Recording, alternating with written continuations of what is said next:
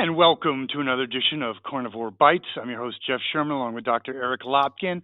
And we'll start out with the world of entertainment. The slap heard around the world, if I could only speak. Yeah, the slap heard around the world. I heard about it when I was driving to work, then I saw it on YouTube, and perplexing to say the least. It is perplexing. I mean, it's hard to have missed it. For those of you who have been in the Ukraine, maybe, and didn't see the actual clip that's been all over the place, Chris Rock made a bad joke, quite frankly, about Jada Pinkett Smith's hairstyle, the fact that she had shaved her head. Will Smith took offense to this, went up on the Oscar stage and slapped him.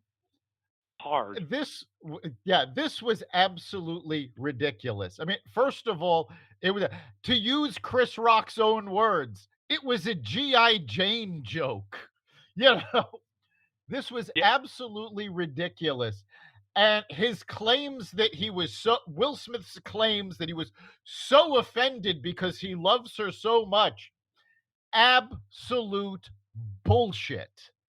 Because previously, Jada Pinkett Smith had been on a podcast talking about the fact that she has sex with everybody but Will Smith. Exactly. They have a completely open marriage. There's problems in their marriage that's been reported for years. Um, Something happened when she gave him the eye. In other words, he was laughing at first. I think this is the frustration of the relationship. I think he just lost it. I think it's even more basic than that. I think Will Smith looked at this as a way to show that, yes, he is the man in this relationship. He wears the pants in the family, which is clearly not true. Jada Pinkett Smith obviously controls him. I think this was a pathetic attempt for him to reestablish his masculinity. Now, in a more contrary, yeah, I think that's more than a valid point. Um, of course, in today's world, you can't go without injecting some racial issues. And I've heard a African American commentator uh, say that it's for liberals, black on black crime is acceptable. If this was a white actor slapping Chris Rock, it'd be a whole different conversation. Oh, absolutely. I mean, the person I've heard used most often as an example is Mel Mel Gibson, Gibson. yes, If Mel Gibson had gone up on stage and hit Chris Rock, he'd have been hauled off in handcuffs. he would have been The hauled fact that off, it shot, and then sent to the Russian front. right, the fact that it was black on black, oh, that's okay. You know, we can accept that. Liberal hypocrisy. And some actually Exactly. were even applauding it. I do believe. Well, the fact that Go he ahead. got a standing ovation later in the show is absolutely appalling because it just shows, oh yes, we're going to accept whatever he did. That's okay because he's one of us. Oh no, no. If it was a conservative black actor who did Oh, the same thing, that would be. I'm outraged. It's a liberals. There's no real conviction. It's all what's self-serving. Jim Carrey. He's kind of gone a little bit off the deep edge, but he was on Gayle King this morning on CBS, and he was appalled. He said essentially the whole entertainment community has no balls. yeah, it's true. And I mean, and you know that things have gone awry when Rob Reiner, Oh who, God. massive liberal, except so even he said, no, no, no, this time this has gone too far. Yeah, you think. Uh, the only thing I would say in positive, maybe actually some people might tune in to the Oscars next year, which would be bucking a trend. Actually, I doubt that because I'm kidding. by next year they'll have forgotten about this. But it is important to note that this was the second worst rated Oscars in history. Yes, I did hear a commentary on that point that I thought was pretty interesting. And this is not the Oscars' fault. It's really no fault of anyone's. It's just the way things have evolved. there's no shared interest in this anymore. It's almost like the All-Star game in baseball. When I was a kid, it was I had my transistor radio. I was glued to it. National League versus the American League. Used to debate my friends who was better. I don't give a shit about these movies because half the people haven't even watched it. It's not like someone did a commentary like 1976. So the 77 Oscars were Network, Taxi Driver. I forgot the other movies you probably everyone saw and you'd maybe watch again. This year, I didn't hear of any of these movies. What do I care who won? I think I know. there's something to that. I think it's twofold. One is there is a dramatic difference between the movies that the movie going audiences are going to see and what the Academy is putting up for awards.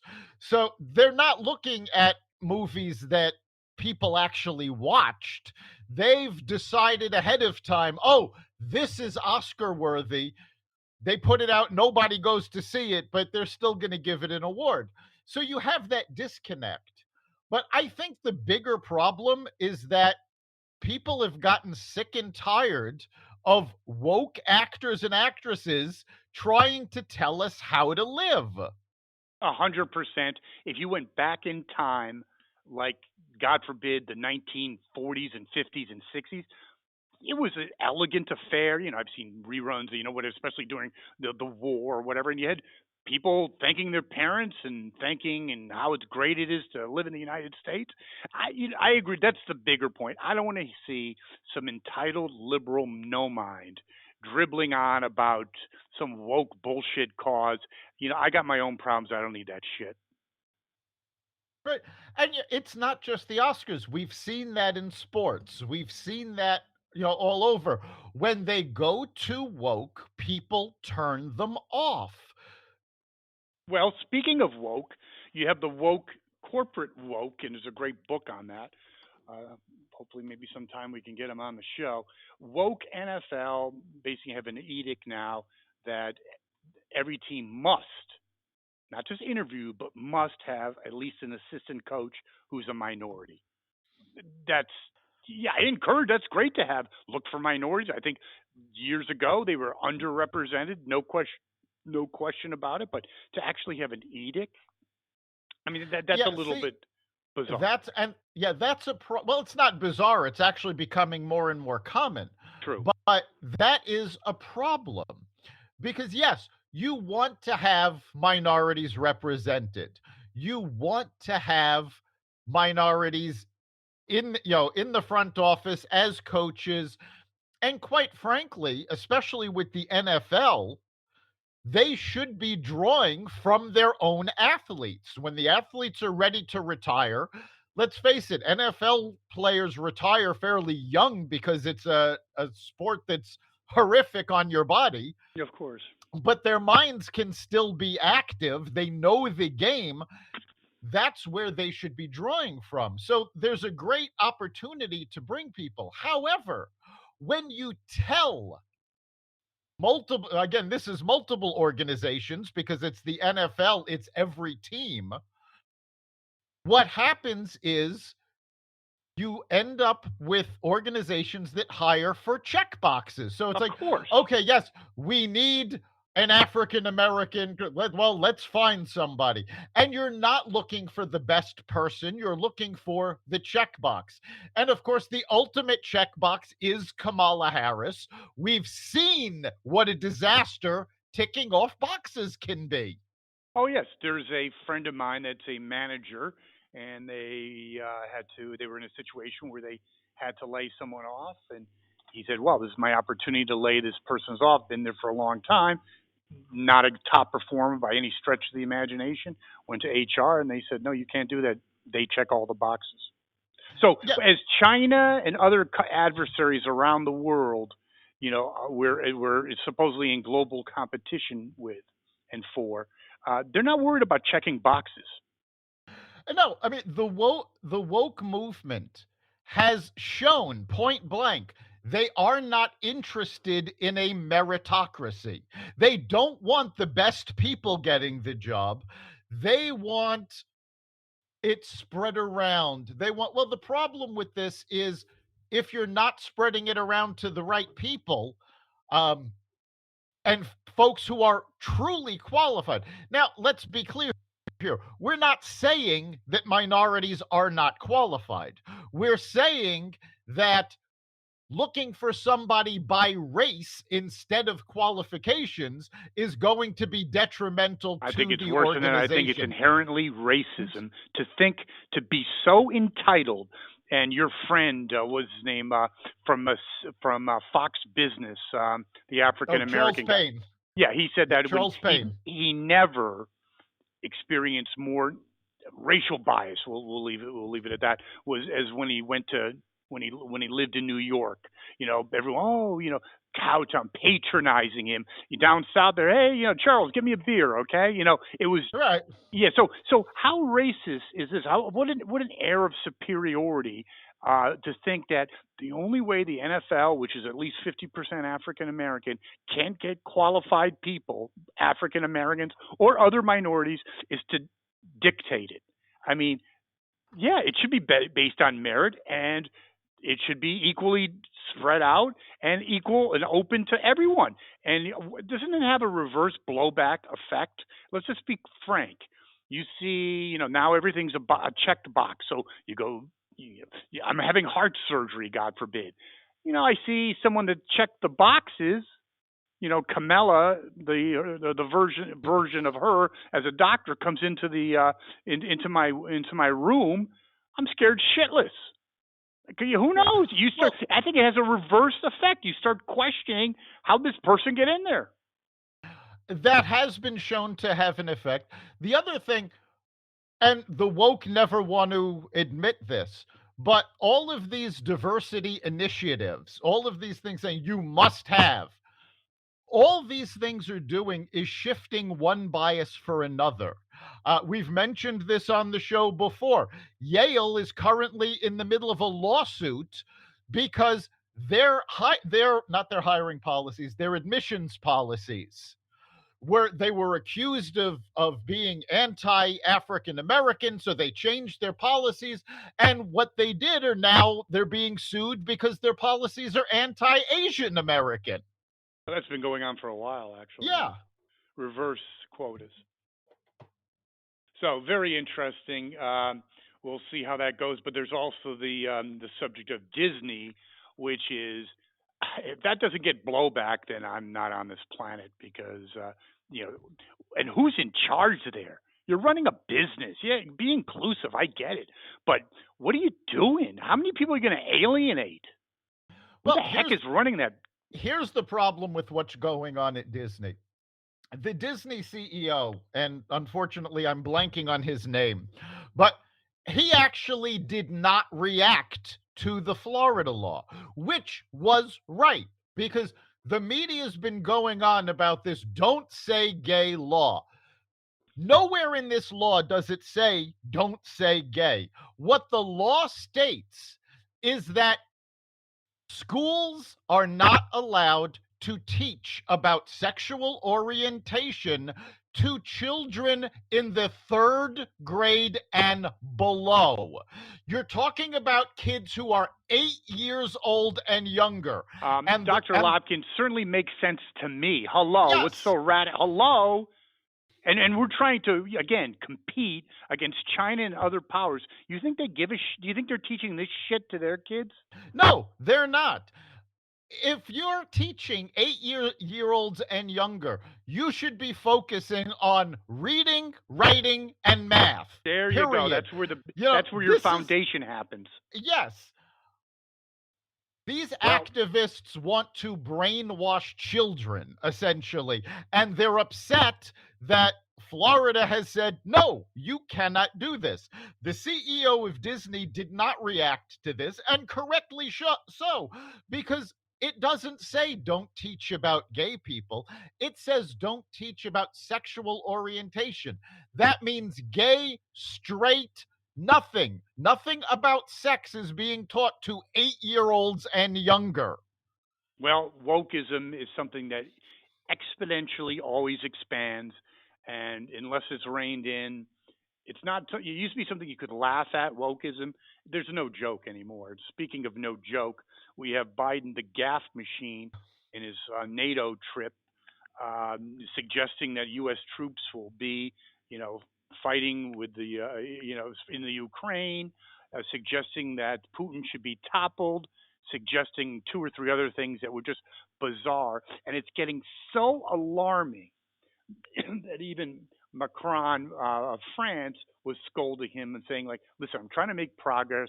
Please just be quiet. And then you see when he's at his press conference yesterday, he has not just cheat sheets, but like note cards, like a third, maybe a sixth grader would have, uh, spelling out every question and his answers. This person is not. We've talked about it before, but it's starting to increase. It's starting to accelerate. He is not fit for the presidency. And I was watching a news show last night, and they were saying, like, behind the scenes, they're not going to say anything. People have it was it was certain anchors were saying that people behind the scenes have told them that it's much worse than anyone can imagine, and I believe that 100%. Yeah, I absolutely believe he is completely incompetent at this point. And the one that struck me was when Peter Ducey of Fox News asked him to clarify his statements, and he quoted Biden exactly. And Biden's response was, "That never happened." I'm sure in his Ex- mind it probably never happened, but it's a bigger question because now you even see it in some of the, God forbid, mainstream media questioning his who's running the country. I mean, that's a logical question. I mean, I don't think he's in charge at all, and I think that's a fair question. It is a fair question, and I love the Babylon Bee put out this meme. And for those of you not familiar with the Babylon Bee is a parody newspaper. It's not a real news site. It's a humor site. And they put out a meme picture of Jen Psaki with the caption reading, "Jen Psaki reminds press that Joe Biden does not speak for the President of the United States." I love that. That's fantastic. That's a good bumper sticker and true. They, and you know something, as this goes on, it's getting worse. Even the way he walks, he could when he first started, yeah, he had a little gape to him, but now it's like weekends at burn. It's getting because the pressures of the presidency are real. It's not running a lemonade stand. It's real. You get Barack Obama got it in there. He might Well, have been 50 years old. It yeah, looks a lot older now. take a look at every president, a photo of them at their inauguration and a photo of them when they leave office. Whether it's 4 or 8 years, they look 20 years older. Of course, and It that's is what a happened. stress, yeah, it's a stressful job, and Biden is clearly not up to it. No, And it's really bad when other world leaders are essentially telling him, "Go sit in the corner, we'll take care of this." oh yeah, it is very disturbing. It's very scary because no one's in charge.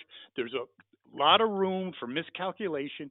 He gets angry really easy. There's more than a likelihood he'll say something, in his fit of anger that could really piss off someone like Putin, or send the wrong signal on what our intentions are.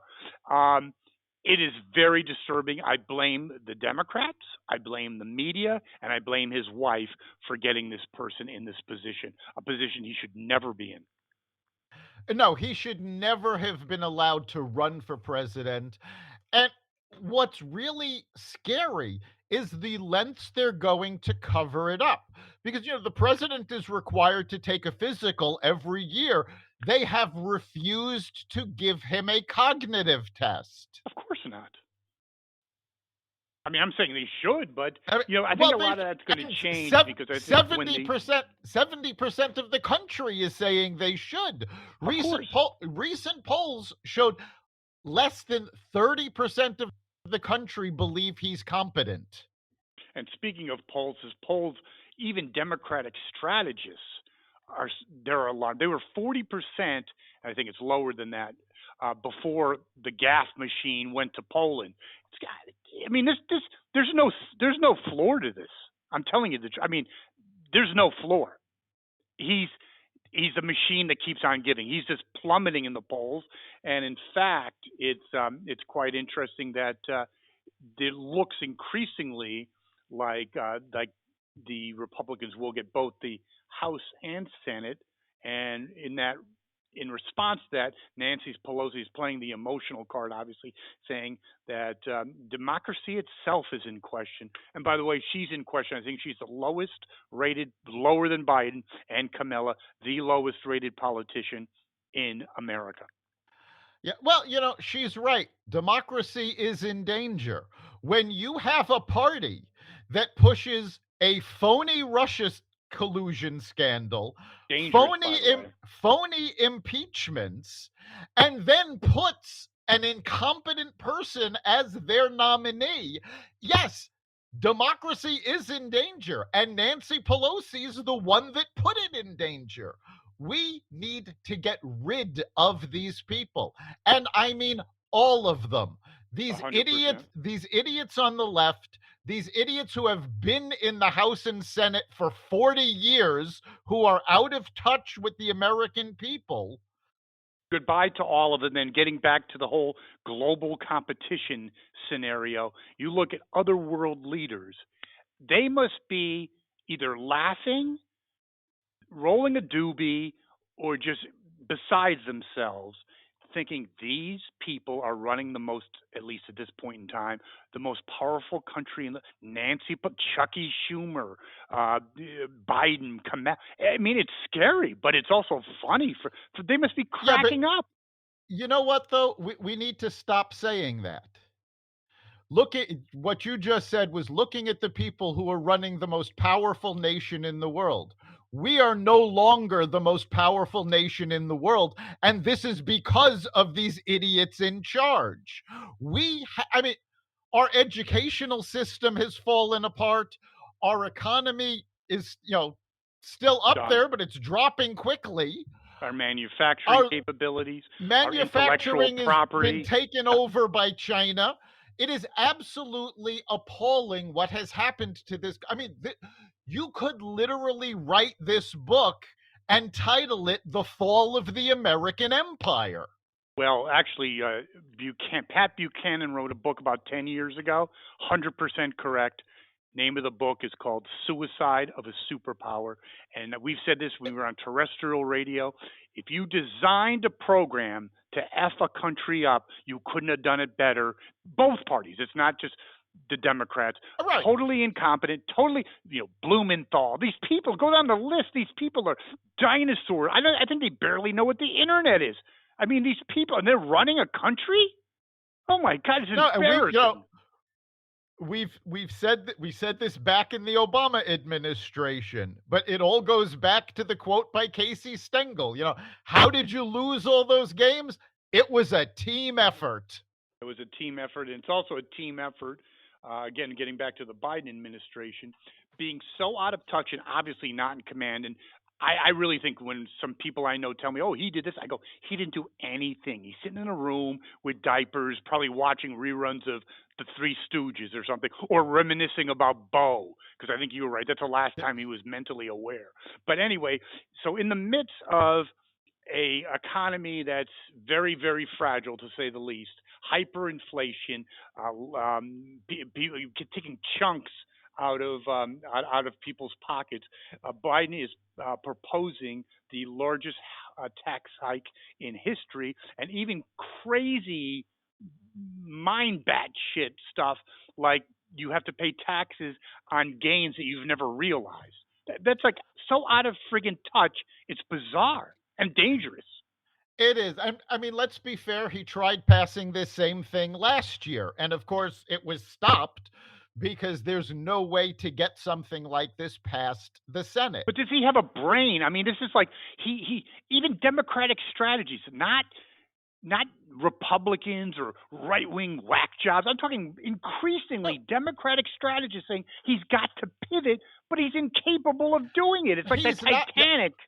he's not going to pivot unless he gets rid of the people around him. He is He is incapable of it. right. He's surrounded by leftists, and they're the ones that want these tax increases. They want the increased spending, and they are completely unaware of the fact that they are not the party's base. AOC made comments saying, he's losing the party's base. We're the base, and he No, needs to do more. It's like, no, the left, the progressives are not the Democratic base. And you know this because they themselves identify themselves as Democratic Socialists or Working Party. They don't recognize themselves as mainstream Democrats. They are not the base of the party. The and base of the party are the folks that are backing Manchin, that are backing Cinema. These are the base of the party. The well, left is just trying to hijack it. I think the left has hijacked it, but they've also influenced. I don't know if he was ever moderate people that were at least were in the sane world, like other politicians that were more Danny Hoyer, others that now are either scared or have become somewhat in Chucky Schumer. He was somewhat reasonable. Now he's a Yeah. nutcase No, himself. Chuck Schumer was a moderate Democrat. And the fact of the matter is, he has gone to the left because he is only concerned with holding on to his job. He doesn't care about the American people. He just doesn't want to lose his job. 100%. No question. Speaking of AOC, she called for Judge Thomas to resign. Is she becoming less relevant just because the more she talks, the more people say you are really a dumbass Oh, she's absolutely less relevant, and she's losing relevance by the day. by the The hour? Yes. the fact of the matter is, she was a media darling. She came in because she was going to change the world, and she was a social media maven. She had all of these followers, and then she hit Congress, and Congress went, "We don't care." She has not gotten one piece of legislation out of committee. Virtually every piece of legislation that she has backed has failed. And the big achievements of the Biden administration, like the bipartisan infrastructure bill, passed because the left went, "Oh, all right, fine." No, I would agree with it, but it's still I would not give a free pass to the Democrats. I get it that she and the squad are driving the bus off a cliff, but they cooperated. They didn't have the whole host to do anything about it. They're severely in trouble. I know the Republicans are gonna take the House. I think they're gonna take the Senate, and I think that's 7 months away, and Biden will be shut down. Your thoughts? Well, there's actually growing speculation that, assuming the polls continue in the direction they're going, Which they will. and Biden doesn't do a big turnaround, which nobody expects him to do, not only are the Republicans going to take the House and the Senate, but there's the possibility of the Republicans actually gaining 10 seats in the Senate, which gives them a veto proof majority. Now, I don't know if this is going to happen or not. This is speculation on the part of a lot of pundits at this point. But if the Republicans take the House and they take a veto proof majority in the Senate, then Biden is irrelevant, because anything Congress wants to pass, they will be able to pass. Yeah, the only problem would be him on the world stage, but I think it would be an interesting observation. He's a lame duck now, but then he would be figuratively he's a lame duck. He would be technically a lame duck at that point. The quickest one to ever do it. That's quite an accomplishment. Speaking of an accomplishment, so we're essentially close to war with Russia, but because of the highly competent Biden administration, they're still having Russia involved in the Iran nuclear deal. That makes a lot of sense to me. It makes no sense to be in the deal to begin with because let's just cut the shit. But It's a license for Iran to get a nuclear weapon. So let's cut the shit. And to have okay, Russia, well, I can at least explain that. And that actually has nothing to do with current situations. It has to do with the piss poor negotiating job of the Obama administration, oh God, because they're not negotiating a new deal. They're trying to renegotiate the original deal. And that original deal, thanks to the Obama administration, put Russia in the driver's seat. So, first of all, we should not be renegotiating the original deal. The original deal was a bad deal. We have been sending envoys to the Middle East and to both Muslim countries and Israel, trying to calm them down because nobody in the Middle East wants to see this deal go through. Everybody knows it's a bad deal, except apparently the Biden well, yeah, administration. well, absolutely. And they also say now there's daylight between the United States and Israel, which is not just about Israel. It's about when Trump was having his initiatives in the Middle East, it never looked better for peace. Okay, things that would never happen were happening. Now Biden with his incompetency, and I'm sorry, I still stand with what I'm saying. No, there's no reason to go down a road just because you're walking off a bridge, or Right. doesn't You mean you don't keep continue to go. walking. No, you say we're resetting this, and especially with current events. I mean, that's Biden. How he is though. He let's have another 5 trillion spending bill with high inflation. He's no ability to adjust on the fly. I think there's other things at work, at least with this Iran nuclear deal. I'm not so. I wouldn't even be surprised if these leftists that have taken over his administration want to see a nuclear Iran because in their twisted, distorted academic world, they would think that would be a good. It'd be a good to have a counterbalance to Israel. I mean, I Actually, did not put them. I did not put that beyond the realm of possibility. I think it's even more basic than that. I honestly believe the only reason that the Biden administration is so desperate to get back into this deal is because Trump pulled us out. And we have to reverse everything Trump Everything Trump, did. yes, I agree with that. Um, Yes. Okay. Good. So, other things in the news talking about Biden with us real quick is just in 2 days, Trump was leading Biden by by 4 points, and it just went up to six. That's a pretty big turnaround in 2 days. Although, personally speaking, I'm not a big fan of Trump running again. I think he's had his time. He's too polarizing. There's more fresh blood. I mean, he's in his mid 70s as well. You need to move on. Then even CNN talk about the media. I know you have a big point on the media, but CNN, they're even saying that the Hunter Biden investigation is starting to heat up. What do you think about that? It is starting to heat up.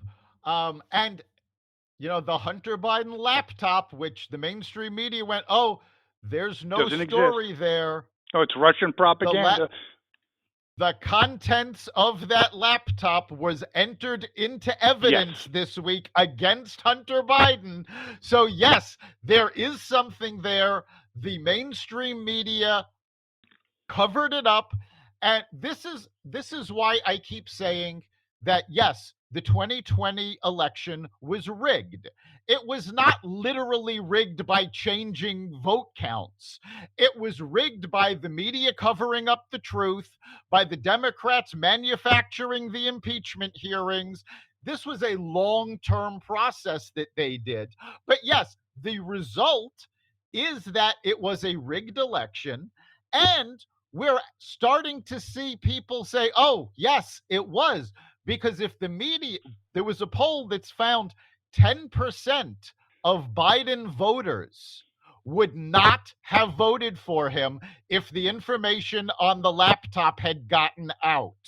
So now you're seeing, oh, so by covering up the laptop, you installed Joe Biden as president. of He course. would have lost had the media done their job. No question about it. I think that's a very good point, Dr. Lopkin. It's not about the election being rigged from a technical standpoint. Right. Okay, although I'm sure there were some inconsistencies. I think Trump did lose, as far as I know, but it was rigged. You had the day he got in office, Maxine Waters, others, let's impeach him. A fake Russian everything was trumped up bullshit, and the media is really culpable. And there is no media; it's entertainment or it's the an arm of the Democratic Party. They should be ashamed of themselves. They have no integrity, and it's not laughable. It's scary. It is scary, but the question becomes, are they starting to turn around? We've mentioned on this podcast previously how the new owners of CNN said point blank they had no journalists at CNN, and we've seen people starting to get fired over there. But now we're starting to see more of a turnaround because traditionally when a president leaves office, members of their cabinet, members of their staff, they all get media consulting jobs. They all become paid contributors to different networks. Well, when Trump left office, with the exception of a few people that were hired by Fox News, none of the Trump people got these contributor jobs until yesterday. CBS News hired Mick Mulvaney, who ran the Office of Management and Budget and was Trump's chief of staff, and H.R. McMaster, who was Trump's national security advisor, are both now contributing to CBS News. The left is up in arms. How dare they get hired? But folks behind the scenes at CBS News spoke with the Hollywood Reporter, and they said point blank, there's not too much controversy among these hires within the network. So the left may be throwing a fit about it, but the network is fine with it. They're happy they hired them. Well, I think it's a interesting point. I think some of the kicking and screaming is understandable, but I don't want to belabor a point that we talk about a fair amount of time. I think the bloodbath at CNN will be monumental, not just because of an ideological bent, because of dollars and cents. That network is Well, absolutely unwatchable. that's what's pushing all of this. I'm not going to claim that CBS News is doing this for any No, they're ideological hurting for reason. ratings. See, all of the station, every network has been dropping in the ratings except for Fox News. And in fact, in the latest ratings, three shows on Fox News, um, the Faulkner Focus, America's Newsroom, and Gutfield, all just reported record high audience numbers. So, yeah, these other networks are going, all right, you know what? We actually have to be fair and balanced if we want to get our ratings back. Hopefully, that's a trend that will accelerate. Two last uh, information bits, discussion points. The San Francisco Fed came out and cited basically the rampant increase in inflation on Biden's spending. That's not good. And also, Senator Collins will back Jackson. Your thoughts on those? Well, it's no surprise that Jackson's being backed. She's been up for lower court positions and she's gotten Republican support before. So, that's And I was actually think it's a good expected. thing Yep. because you're trading one liberal for another. Do you really want to, expend your gunpowder on this? You're going to come out Right. looking like shit. So what's the point? Just let it go. I would Yeah. say No. So, I think that's yeah. actually a good thing. If I was a Republican strategist, I would say just put her through. Yeah. And Because it it also sheds shows. light on how crazy the Democrats are. Just let her pass. Yeah, I mean, she might not be the most qualified. Yes, she could be a little radical. You let her go. It's a great country. Blada bing. And say, gee, it's a lot different than when the roles were reversed, wasn't it? Exactly. And that's the big point. The Republicans are showing that they can show the Democratic nominees some civility. Yes, they got hard questions asked of them, but nothing like the personal attacks that Comey and Kavanaugh faced. And as for the San Francisco Fed, yeah, they're just the latest in a growing number of economists who, starting with economists that told this to the Biden administration before the America Rescue Plan was passed, that this government spending will spur inflation. Everybody knows it. The administration keeps trying to blame Putin and blame price Trump, gouging, who knows? but the people know it's government spending and Biden's failed policies that are behind the inflation. 100%. Even some ex financial advisors for Obama have cited that. So, a lot in the news, very interesting. I actually think one little comment from you that I like, or one little insight. I think some of the huge uptick in Fox ratings and other conservative media is that you got disappointed, you got disenchanted. Biden won, Trump was at the end a buffoon, and now I can't. Sometimes I love. I know it's detrimental to the country, but I can't wait to see when they do the news clip of Biden giving an impromptu press conference or commenting about it. I mean, it's the theater of the bizarre. It's free entertainment, better than any situation comedy. Yeah, wow, that's a scary comment. But you know what? It reminds me years ago, and I don't remember the comedian that said it, but he was saying he has a problem when he goes into the voting booth because he has a choice of two people, and one is good for the country and one is good for his job. And There you right go. now we've got Biden is good for the comedian's job. Perfect. Well, thank you, Dr. Lopkin.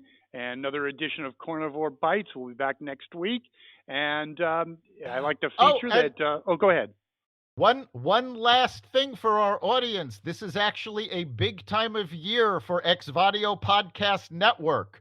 Our sister podcast, Success Showcase, has just hit 200 episodes. Lighting the Candle, another one of our sister shows, has hit 100 episodes. And Carnivore Radio is only a few months away from hitting its 200th. So to celebrate, we are giving away a collection of books written by our podcast hosts and guests. You can go to xvadio.com/contest and enter. Great, Dr. Lopkin. And I also like the feature that our listeners can go to the Exvadio website and suggest topics. Yeah, if you've got something you'd like us to look into or you want to comment on what you're listening to, go to xvadio.com/connect and let us know. And of course, you can hear every episode of Carnivore Radio at the Xvadio website at xvadio.com/podcasts, as well as the Carnivore Radio website, the Apple Podcast app, Google Podcasts, Spotify, iHeartRadio, Stitcher, Audible, Amazon Music, and wherever you find podcasts. Thank you, Dr. Lopkin. Thank our listeners. We'll see you next week.